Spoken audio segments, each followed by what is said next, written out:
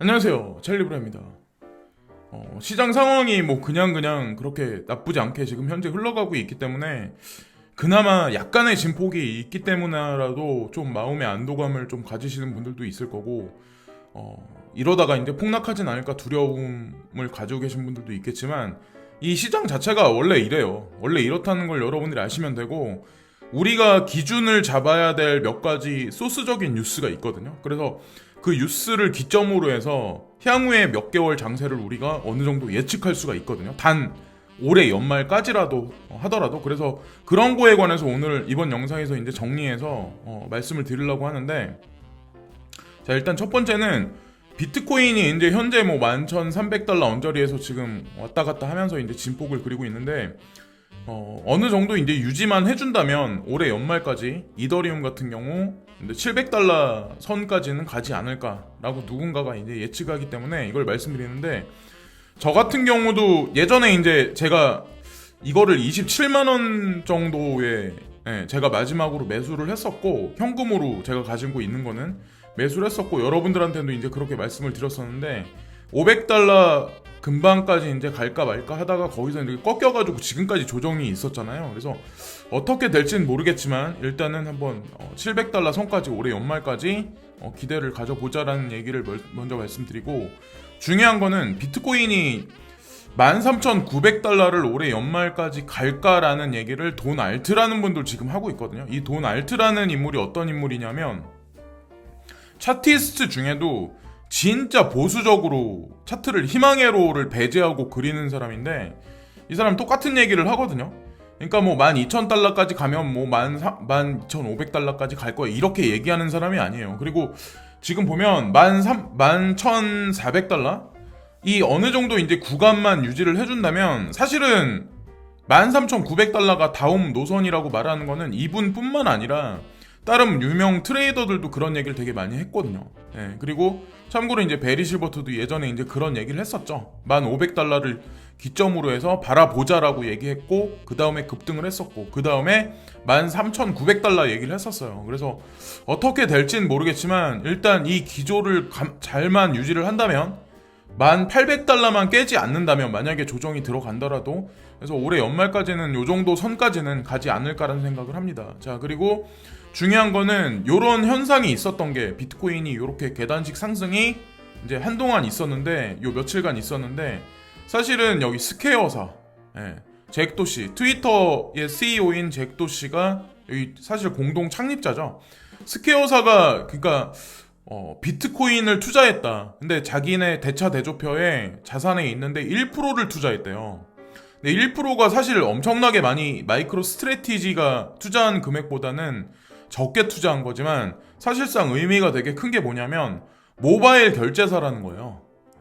그러니까 마이크로 스트래티지사하고 모바일 결제사가 직접 비트코인을 샀다는 의미 자체가 되게 틀리기 때문에 사실상 그런 관점으로 바라봐야 되고, 우리가 진짜 눈여겨봐야 될 건 뭐냐면, 스퀘어사가 비트코인을 매입했다가 중요한 게 아니라 페이팔사가 비트코인을 매입했다, 자산으로 인정했다, 이 뉴스가 나올 때쯤이면 아마 지금보다 거대한 상승이 아마 있을 거란 생각을 합니다. 세력들은 아마 향후에는 이 페이팔이 가상자산을 매입했다는 그 기사를 갖다가 아마 제가 보기에는 훈풍을 돌게 하는 어떤 그 소스 재료로 쓰지 않을까라는 생각하고, 자, 여기 보시면 그 아르헨티나 돈인데, 아르헨티나 돈 1 빌리언 페소만큼의 지금 그만큼 줘야 지금 비트코인 한 개를 살 수 있다. 그래서 프리미엄이 극심하게 껴있다.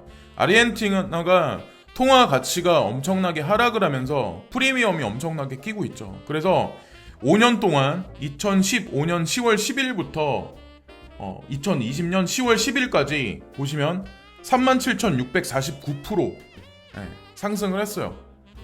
페소 가치 대비해서. 이 엄청난 일이죠. 5년 동안 이렇게 많이 올라갈 수 있는 자산이 있을까요, 과연?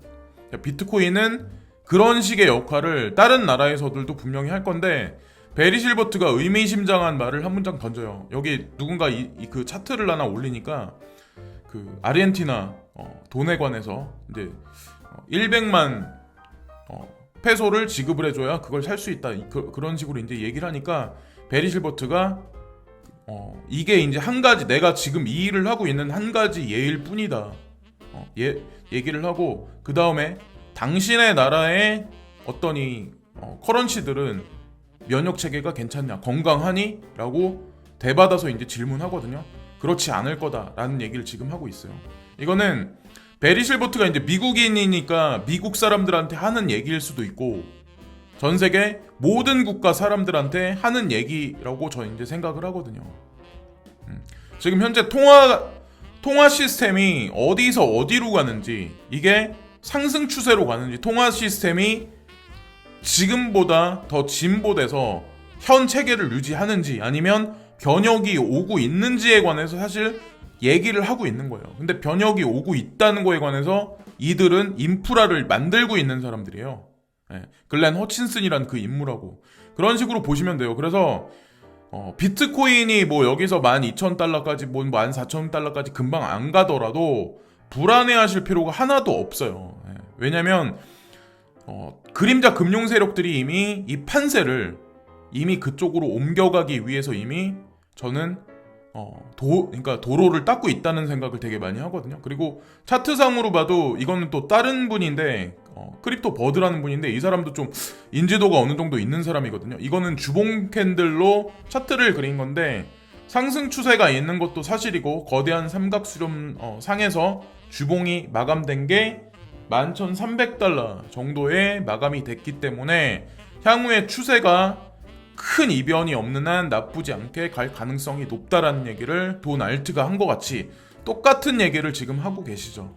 그래서 이것도 이제 참고적인 사항으로 말씀드리고, 이거는 뭐 전 세계 어떤 그 경제, 정치 경제 뭐 이런 거에 관해서 이제 한 가지 이제 지나가는 얘기로 한 가지 드리려고 하는데, 이분이 이제 나토 최고 책임자거든요.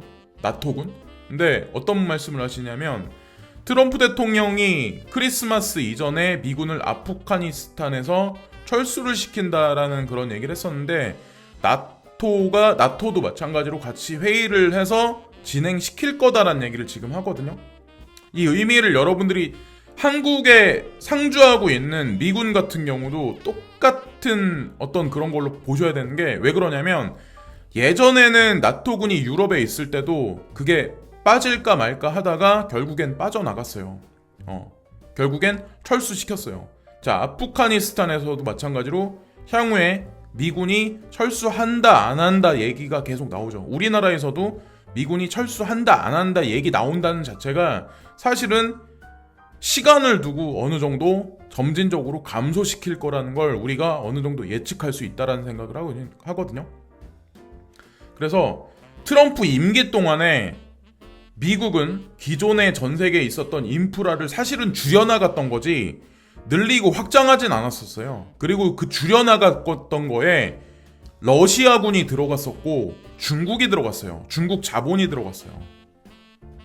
이거를 그래서 중국이 뭐 전 세계 패권을 잡는다 이런 식으로 이제 보면은 색깔론이나 그냥 어떻게 보면 선입견을 가지고 뭐 네가 이기네 내가 이기네 그렇게 바라보는 거지, 저는 이런 현상을 어떻게 바라보냐면 영국이 산업혁명 동안에 미국은 황무지였다. 여기서부터 보시면 돼요. 영국이 산업혁명일 때 영국이 엄청나게 발전하고 막 이럴 때, 그리고 나서 본인들의 에너지를 이전시켜준 거는 미국이었어요. 미국이 황무지니까 세력들 입장에서 가져갈 게 더 많았죠. 미국은 정점을 찍었었고, 그러니까 영국은 정점을 찍었었고, 지금은 뭐냐? 미국은 정점을 찍었고, 그 다음에 조금이라도 이득이 많이 날 수 있는 부분이 중국이고, 그리고 인도이기 때문에 그쪽으로 에너지를 이전시켜주는 과정이라고 보시면 돼요. 그래서 뭐 여기서 미국을 키워준 다음에 또 양털깎기 한다는 그런 프레임을 말씀하시는 분들이 있는데, 그거는 그 사람들이 태어났을 때, 그 사람들이 자라나면서 부모 세대도 100년이라는 프레임에 갇혀 있기 때문에 거기서 나온 말과 거기서 나온 교육으로 그렇게 세뇌됐기 때문에 그렇게 얘기를 하는 거지, 이 인류 역사를 1000년이라는 시간을 이렇게 보고 기축통화의 역사 흐름을 보면 그런 얘기를 할 수가 없죠. 그 선입견을 가지고 바라보는 거, 사람을 바라볼 때도 선입견을 보고 바라보는 거, 이게 가장 저는 뭐 사업하는 사람이나 뭐 뭘 하는 사람한테 되게 안 좋다는 생각을 되게 많이 하거든요. 결국에 자기 자신의 발전도 없어요. 그래서 어쨌든 향후에 10년 동안 무슨 일이 발생되나 그 흐름에 관해서 요거 하나의 단락을 보면 아마 대충의 흐름을 또 크게 보실 수 있고, 요 근래 들어서는 업비트에서 펌핑이 상당히 많이 일어나는 어떤 그런 코인들, 특히 이제 대표적인 게 뭐 시린이나 리퍼리움 이런 코인인데, 저는 이 코인이 무슨 코인인지 몰라요. 뒷배경이 무슨 코인인지 모르고 뭐 알아보려고 하지도 않았었고, 근데 OST 같은 거는 89.43% 상승을 했는데, 이거는 제가 알기로 배경이 있는 코인이라고 알고 있거든요. 특히나 이제 뭐 스토리지나 보면 펀디엑스, 시아코인, 폴리메스 이런 코인들은 지난 일주일 동안에 리퍼리움만큼은 아니지만 상승세가 어느 정도 있었죠. 그래서 어쨌건 이게 뭐 정리 매매다 라고 생각하실 분들도 있겠지만, 그래도 알트코인도 사라진다 라고 생각하실 분들도 있겠지만, 호재거리가 작용하는 지금 현재 이제 시장이고 중요한 건 업비트에 보면 여기 인덱스가 있어요. 데이터 저장 서비스 인덱스, 그리고 연산력 임대, 모멘텀 탑5 컨텐츠, 비트코인 그룹, UBMI 뭐 이런 식으로 해서 여기를 들어가 보세요. 인덱스를 들어가서 찍어 보시고 거기에 스토리지하고 관련된 코인이 뭔가, 연산력 임대 서비스하고 관련된 코인은 무언가, 그리고 각 개별적인 코인의 트위터에 가서 요 근래 연구는 계속 잘하고 있나, 그리고 마지막으로 확인하실 게 플립사이드 크립토에서 점수가 A등급을 받고 있나, S등급을 받고 있나, C등급을 받고 있나 확인을 하시는 게 저는 더더욱이나 중요하다는 생각을 되게 많이 하거든요. 그래서 빗썸이나 업비트에서 짜잘한 알트코인에 펌핑이 있으면 무조건 이제 색안경을 끼고 보시는 분들이 되게 많은데, 그럴 때 이제 어떻게 보셔야 되냐면 업비트와 바이낸스 간 가격 차이가 있나. 그래서 실제로 배경이 없는 그런 코인인데 업비트에서만 펌핑이 엄청나게 일어난다, 이러면 문제가 있는 거죠. 근데 바이낸스하고 가격 차이가 없다, 이렇게 봤을 때는 업비트에서 끌어올리는 게 아니에요. 사실은 바이낸스에서 끌어올린 거예요. 바이낸스가 월등히 10배 이상 업비트보다 볼륨이 훨씬 많으니까, 큰 자산, 그러니까 큰 거래소이기 때문에. 그래서 요걸 먼저 확인하시는 게 저는 먼저라고 이제 생각을 합니다. 그리고 항상 플립사이드닷컴에서, 플립사이드 크립토에서 내가 투자한 코인이 지금 점수가 어떻게 돼 있나 확인을 자주자주 하시고, 자, 이제 다음 주 들어서 이제 15일 쪽으로 이제 들어가죠. 다음 주 지금이 오늘이 11일이니까 며칠 안 남았네요. 15일까지. 그래서 실제로 진짜 파일코인 메인넷이 15일날 런칭 되는지 안 되는지를 보면 우리가 앞으로 올해 연말까지의 장세를 예측을 할 수가 있거든요. 그래서 이게 그냥 알트코인일 뿐인데 이게 뭐가 중요하냐라고 말씀하실 분 있겠지만, 디지털 커런시 그룹에서도 막대한 자금을 여기 투자를 했었고, 그리고 아크 인베스먼트나 그런 거대 어떻게 보면 자산 운용사, 그러니까 거대 VC들이, 암호자산하고 관련되어 있는 거대 VC들이 돈을 테조스보다 더 많이 투자한 게 사실은 파일코인이에요. 그래서 어떻게 될지, 그리고 중요한 건 제미니 거래소랑 코인베이스에선 이름도 올라가 있어요. 아직 코인이 상장도 안 됐는데, 그러니까 어느 정도 여파라는 걸 아실 거예요. 그렇게 따졌을 때 실제로 진짜 이게 이 코인이 언제 등장할지 모르겠지만 이게 3년 동안 메인넷이 연기된 거예요. 어마어마하게 거대한 프로젝트라고 보시면 돼요. 그래서 진짜 15일날 메인넷이 런칭을 해준다고 만약에 보면, 진짜 우리가 생각하는 그 불장다운 불장이 향후에 15일 전후로 해서 기점으로 돌아오는 거고, 만약에 이게 또 딜레이 된다, 이게 왜냐면 지난달에 19일날에서 23일 사이에 메인넷이 되기로 원래 돼 있었는데, 이때 이게 다시 연기된 게 이번 달 15일날이에요.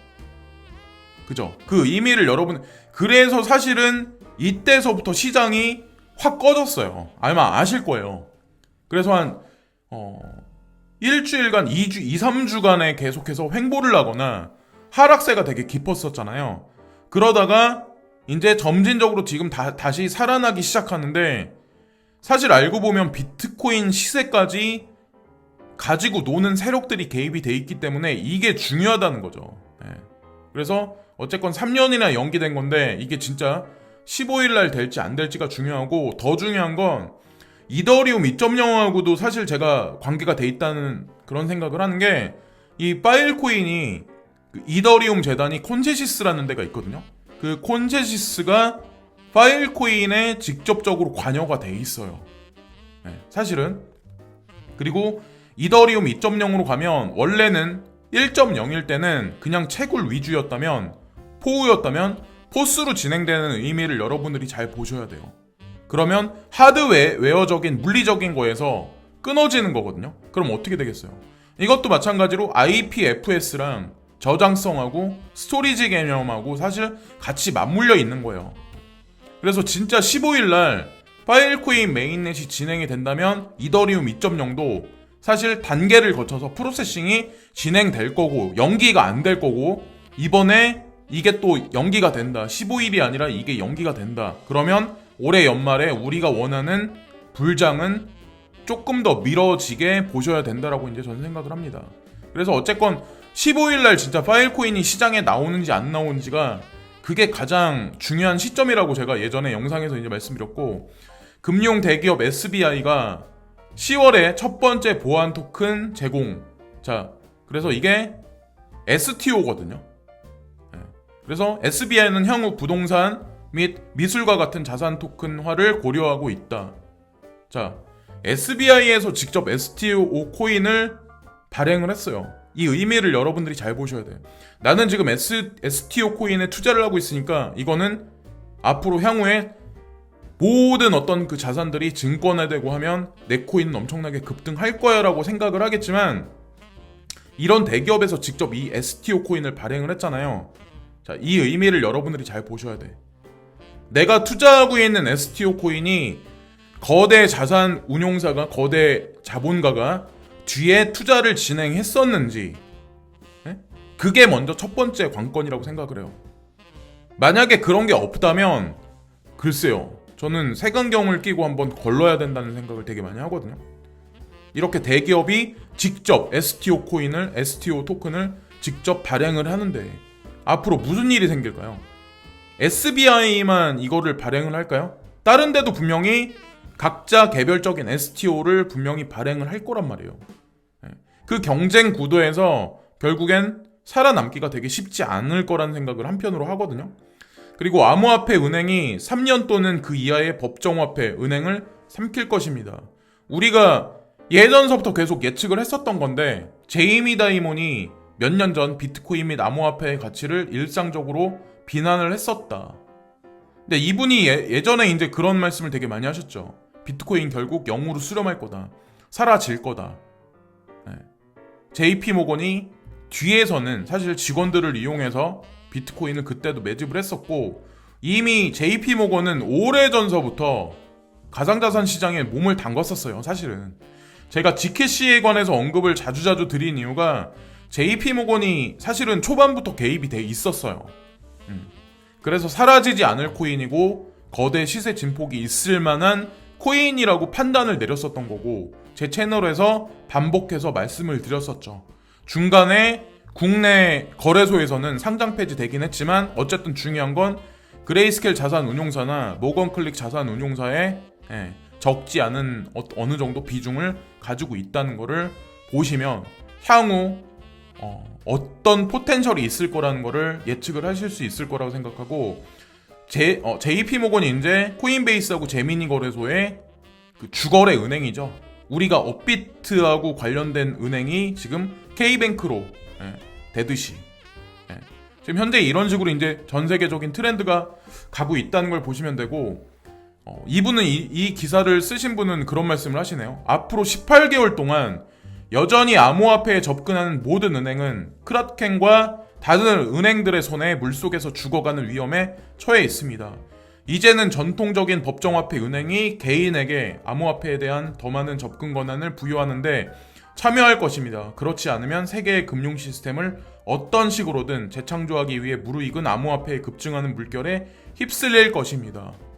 그래서 신한은행도 마찬가지로 블록체인에 관해서 암호자산 수탁관리 서비스를 준비하는 거고, 국민은행도 마찬가지로 아톰 릭스 랩스를 통해서 준비한다고 이제 전 생각을 하거든요.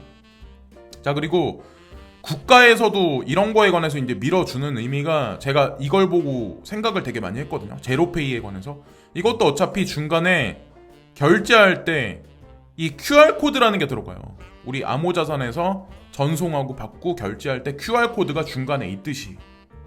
자, 근데 이거는 요즘에 KBS에서 보면 공영방송이잖아요.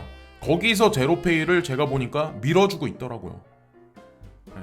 그럼 결국에 제로페이를 밀어줘서 이게 가맹점이 많이 늘어나면 이게 저는 카카오페이하고 또 나중에 연결될 거라고 생각하거든요. 일원화될 거라고 생각을 하거든요. QR 코드를 통해서. 그리고 또한 이제 중요한 게, 국가에서는 이런 어떤 블록체인하고 이런 QR 코드 결제에 관해서 장려할 수밖에 없는 게, 일단 블록체인을 통해서 모든 어떤 그 재화들이 기입이 되고 적립이 되고 결제되는 거에 관해서 감시할 수 있으면 국세청이 할 수 있는 일이 되게 많아져요. 그냥 앉아서 모든 거를 다 유리관 안에 있는 붕어를 감시하듯이 다 감시할 수가 있다고 저는 생각을 합니다. 국세청이 할 일이 줄어들어요. 이런 피지컬한 어떤 이 지폐나 금이나 은이라는 어떤 이런 재화 있죠. 그런 것들이, 그런 자산들이 금고 속에 있다면 그거를 파헤쳐내기가 되게 쉽지 않아요. 근데 지금 보면 요 근래 이제 국세청이 움직이는 게 예사롭지 않다는 걸 아마 여러분들 되게 많이 느끼실 거예요. TV 매스컴을 보시면 부자 증세도 더 많이 올려놓고 지금 현재 보면. 근데 어쨌건 예전 같지 않을 거라는 거죠. 이 부자들이 가지고 있는 자산들에 관해서 지키기가. 세금도 훨씬 많이 비율이 올라갈 거라는 걸 생각을 되게 많이 하는데, 여기 보시면 2017년 7월 21일 날 여론조사한 게 나오는데, 대기업이나 부자 증세 방안에 대한 국민 여론조사를 했는데 찬성한다가 85.6%, 반대한다가 10%밖에 안 돼요. 잘 모르겠다는 사람이 4.4%. 지금은 아마 부동산이 상승했기 때문에 상대적 박탈감 느낀 사람이 더 많기 때문에 이 퍼센테이지가 아마도 제가 생각하기엔 더 많이 올라갔을 거라고 저는 생각을 합니다. 네. 그럼 국가에서 지금 꾀하는 게 뭐냐면, 제가 이제 보는 건 뭐냐면, 저는 솔직히 돈 욕심 없는 사람은 없죠. 근데 많이 가지면, 많이 가지고 있으면 많이 뺏겨간다는 생각을 일단 기본 베이스로 가지고 있거든요. 저는 숨길 수 없다, 자산에 관해서는. 그런 생각도 가지고 있는 게, 전 지금 세상이 돌아가는 걸 여러분들이 보시면, 여기 보세요. 2019년 연봉 실수령액이 나와 있어요. 자, 여기 보면 1년에 1억 받는 사람이 실수령액이 한 달에 642만 3천 원이에요. 그러니까 한 달에 막 1,000만 원씩 가져갈 거 그럴 것 같잖아요. 근데 1억을 다시 12월 달 12로 나누고, 그래서 12로 나눈 거에서 다시 세금을 여러 가지 항목을 빼면 결국에 실수령액이 요거밖에 안 돼요. 요거밖에 안 된다고 말하면 그렇구나. 예, 이것도 상당히 큰 금액이죠. 일반 직장 다니는 사람의 뭐 급여의 한 2배 정도 되니까, 평균 급여자들의. 예.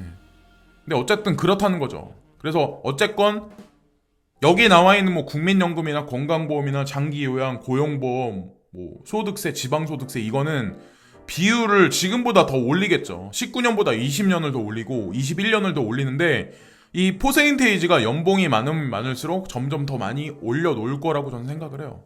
그래서 어느 순간이 되면 저는 비등비등하게 상위 진짜 엘리트 빼고는 10% 범주 안에 드는 사람, 5% 범주 안에 드는 사람들 빼고는 중산층하고 빈민층하고 약간 중상위 계층 정도 있는 사람들 다 평균적인 어떤 그런 레벨로 다 향후 몇십 년간에는 다 만들어 놓지 않을까라는 생각을 되게 많이 하거든요.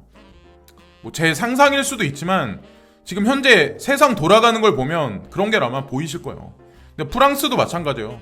프랑스도 마찬가지로 부자 증세라는 게 있고, 미국도 마찬가지예요. 탈세와 탈법을 국세청에서 한국같이 그렇게 허술하게 안 해요. 외국이 오히려 웨스턴 문화가 국세청한테 잘못 걸리면 진짜 그지 돼요. 속이면 더 철저하게 감시해요. 그리고 그 단기적인 어떤 어느 뭐 각 코인의 어떤 그 호재거리에 관해서 이제 말씀드리려고 하는데, 오늘이 11일인데 14일날 질리카 커스터디얼 스테이킹에 관해서 발표가 있나봐요. 근데 이것도 제가 보기에는 질리카한테 호재이기 때문에 작용을 하지 않을까라는 생각을 하고, 아이오타 아마를 진행하는데 이것도 14일날 진행을 한다. 제가 보기에는 좀 어느 정도 가능성이 있는 코인들에 관해서 이제 말씀을 드리는 거예요. 16일날 알고랜드 코인이, 여기 보면은 레드 이핀 서밋을 진행한다. 뭔진 모르겠지만 어쨌건 알고랜드라는 코인이 USDC에 관해서 트랜잭션에 관해서 영역이 상당히 높은 코인이죠. USDT는 OMG 네트워크.